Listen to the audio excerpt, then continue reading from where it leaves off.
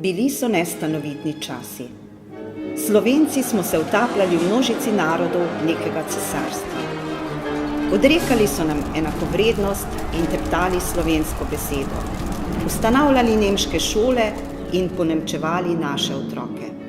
Vsak poskus krepitve narodne zavesti so silo zatrli.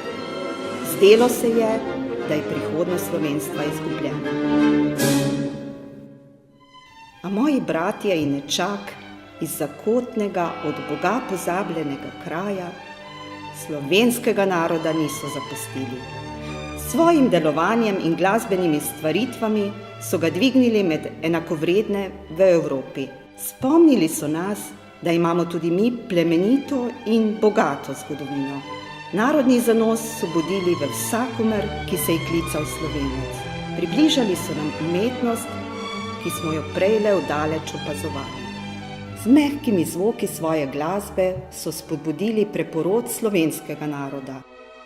Zatorej dobrodošli v Šentjurju, v središču slovenskega kulturnega preporoda, v zibelki slovenske klasične glasbe, v rojstnem kraju skladateljev Ipavcev.